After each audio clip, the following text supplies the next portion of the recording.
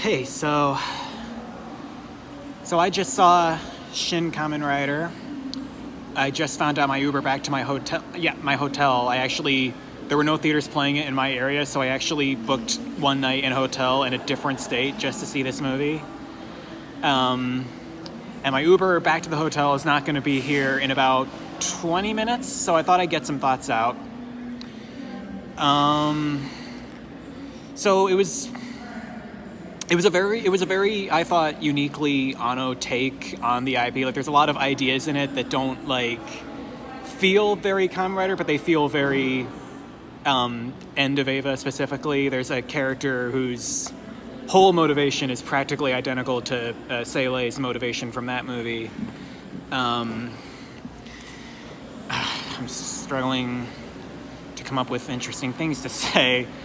So, arguably not that accurate to the original, which I don't remember perfectly. It was 9 to 8 episodes long, and I've only seen it once, but, okay, so let me try to anchor this in something. So,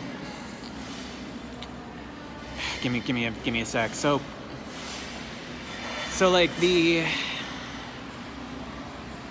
I'm struggling with where to begin. Okay, so I guess I'll start where the movie starts. So the movie starts with Takeshi Hongo escaping from Shocker. So about 5-10 minutes into episode 1, and we get this whole alternate version of Professor Midorikawa's death scene. And the design of Spider-Man, by the way, is not so much like the original. It's more similar to what it looked like in the last attempt at a reboot, Kamen Rider the First. It has the same thing with the spider legs hanging off his mask. There's some. It's a bunch of ideas that feel it's like watching a weird dream that combines a bunch of different episodes of the original show along with a bunch of new ideas. There's some ideas from the manga in this movie. I'll get into a big spoiler from the manga in a minute. In fact, you know what? I'm just going to say past this point spoilers, because a lot of what I have to say relates to the ending. So Takeshi Hongo dies at the end of this movie, which is accurate to the manga but not the show. And the way he kind of sort of comes back is also kind of accurate to the manga, where he sort of exists as a digital ghost in Kamen Rider 2's helmet, which I haven't read the manga in a while, but I believe that is accurate to what happens. We don't get too much information on Shocker's leadership in this movie. They reference Dr. Shinigami at one point, but we don't see him, and he's not directly mentioned. They say there's at one point they fight a monster who I believe is original to this movie. He's a chameleon. He was a chameleon and some other animal that escapes me. But anyway, they're fighting this monster, and he mentions having been created by the Shinigami team. So presumably Dr. Shinigami is out there somewhere, but they never mention the Great Leader. They don't mention Colonel Zoll or any of the other generals. They don't mention Ambassador Hell. There's these two characters who are nameless for most of the movie, but if you've seen the original show, then you saw coming that they were Tachibana and Taki from a mile away. Tachibana took me a little bit longer because he's a very different character in this movie. He's not a jolly comic relief character like he was in the original show. He's very they made him more of a serious there's still a bit of funny to him with just his deadpan reactions to everything, but he's a very different character. But also there's nobody else in the movie who really could be Tachibana, and why would you ever do a Kamen Rider movie without him? So I think about halfway through I had it down that, okay, that guy's probably Tachibana, and the younger guy's definitely Taki, because mysterious government agent who's friends with the Riders, there's no one else he really could be. He's not with the FBI in this one, as far as I can tell. They are a little more secretive as to exactly what the nature of his allegiance is. He's with some vaguely defined government organization. God, I've just been rambling the entire plot so far. I haven't given a single opinion. It's hard. It's hard because I don't exactly know what I went into this expecting. I was not really expecting them to do like perfectly the original show because one, again, 98 episodes long, and two, it's like it's not a very like movie story, if you know what I mean. It's a very strongly episodic show. Like there's actually, it gets to a point where the lack of continuity can sometimes be a little annoying. Like characters, sorry, I was just getting rid of a notification. Characters just like vanish with no explanation, or when there is an explanation, it's very thin.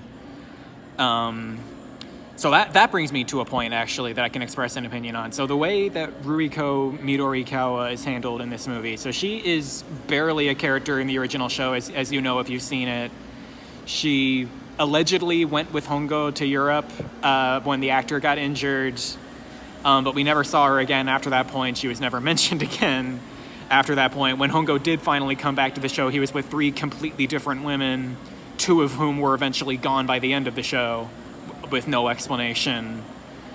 But anyway, so they made her an actual character in this movie, which is also something they tried in the last reboot attempt. I think it worked better this time around. They gave her more to do. She's actually very involved in the plot. She's constantly doing things that are useful. She's also just a lot more fun to watch than the original Ruiko was. I mean, again, original Ruiko, barely a character, so that's not a very high bar. So Hayato Ichimonji is, I think a lot of people will agree, easily the best character in this movie. The actor really puts a lot into making him a fun character. He feels like the original Hayato, but like updated to like I don't. It's not. It's like I'm sorry. I'm struggling to find the words to like compare this Hayato's sense of humor with the original, because he was always a funnier character. But they tuned it up a little in this movie, but I think they did it okay. I don't think it was too much of a change.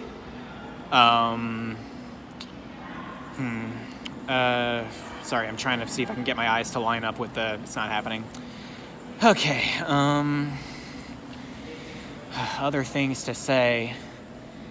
So, like, the fights were probably the worst part of this movie, and they're the worst part of a lot of modern Kamen Rider media. Ever since they started, like, doing 90% of the fights in CG, they just have never looked really good. And this... I mean, there's an element of stylization to it that does kind of make it a little more watchable, but it's still very, very bad CG, and it makes me miss the way the fights looked on the original show, which still did not look good, don't get me wrong. But I don't know, it's a little more fun to watch for me when it's bad practical effects as opposed to bad CG. And it's not all bad on the original show. There's some genuinely decent stunt work in there, especially as the episodes went on. And you just don't get a lot of that in this movie because, again, like a lot of Kamen Rider stuff, it's just modern Kamen Rider stuff. It's just a lot of CG that just isn't very convincing. It doesn't even really try to be. So that's just kind of... Most of you probably won't be... Most of you. I don't have an audience. I don't have a YouTube channel. I'm not talking to anybody except myself. What do I mean, most of you? Most people probably won't be that bothered by it, but it's something that bothers me a lot. Gosh, I'm trying to think of other things to say. So, like, this,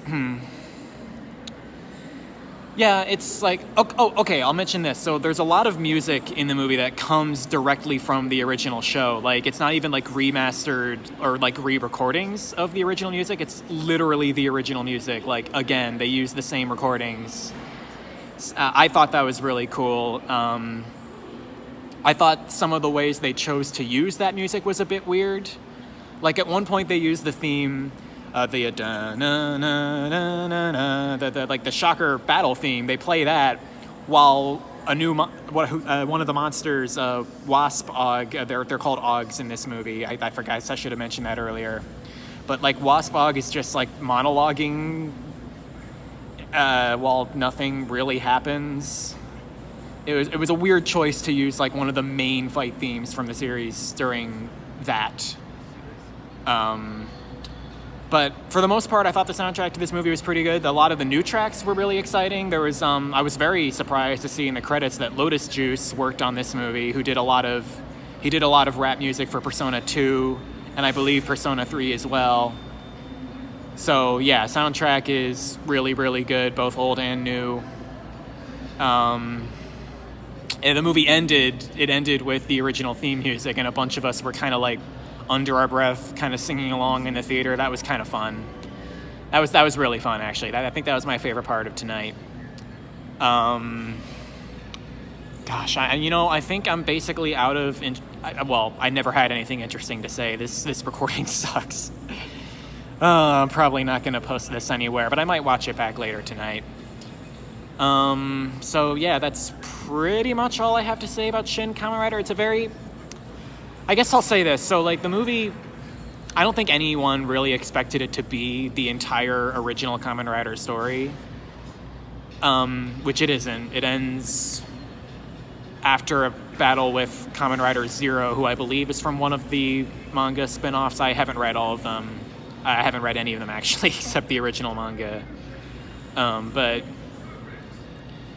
yeah, there's this thing that Ichimonji is going to go on and to fight Shocker with Tachibana and Taki.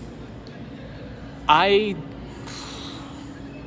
hope they make more movies, because I think this is a pretty good start, but like, the last time they tried a reboot, they did make 2 movies, and they still didn't finish the story, and they just kind of stopped, so I hope that doesn't happen again. I'm not sure that I believe that it will. This kind of, even though it's not the whole story, I don't know, this kind of felt like a one-and-done thing, I mean, Hideaki Anno, the director, is, he's getting up there, and like, when he made Shin Godzilla, Shin Ultraman, he didn't then go on to make Shin Godzilla 2 and Shin Ultraman 2. He went on to do another Shin thing. It almost seems like he doesn't really want to do like sequels, so I kind of feel like this is going to be it, and that's kind of a shame, because I feel like if they continued the story from this point, there are interesting places they could go with it, and it doesn't seem like they will. At least that's what I think will happen.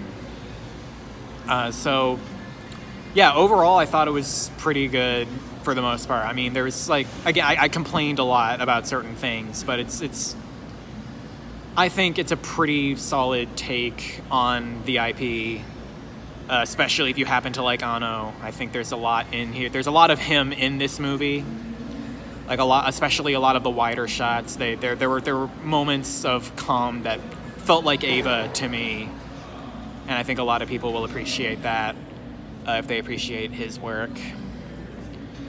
So I don't know if I'm ready to really pick a number for this movie. I might have to think about that a little more.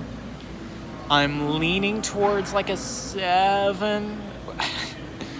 I mean, I guess I'm always kind of leaning towards a 7 unless I have like really strong positive or really strong negative opinions. And that's like, I don't want to say this movie is average, because it's not. There's a lot in it that's really good, especially if you happen, like me, to be a fan of the original show.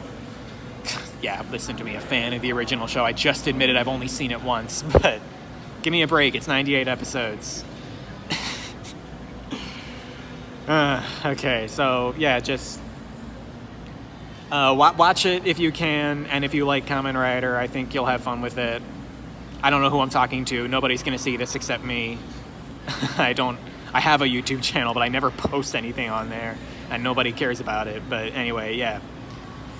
Some weirdo who happens to be watching this and likes Kamen Rider, go see Shin Kamen Rider if you can. I don't know if... by the time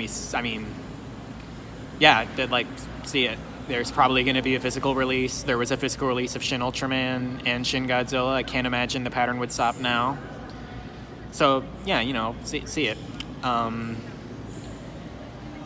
And watch the original show on Tubi.tv, all 98 episodes, completely free with ads. Yeah, that's pretty much all I have to say. Really solid movie. I'm glad I saw it. I'm glad I came down to another state to see it.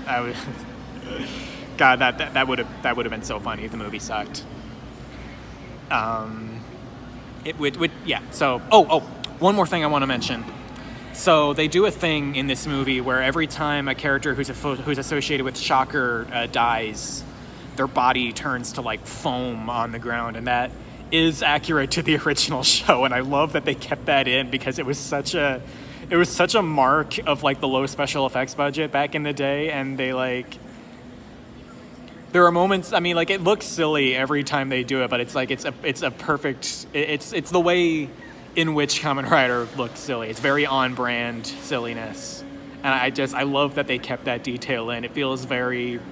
This whole movie feels very much like it was made by someone who just loved the original show, even if it's not a perfect one-to-one translation. There's like a lot in there that just expresses love and respect for the original show, and I'm all over that. Like there's moments where they do the original henshin poses, and they even use the original sound effects for those poses, like the outdated sound effects from the 70s, and it's great. It's now that I'm thinking about those scenes again, I'm starting to kind of remember how much I loved parts of this movie. God, it's a fun time. I think Kamen Rider fans are gonna like this one. So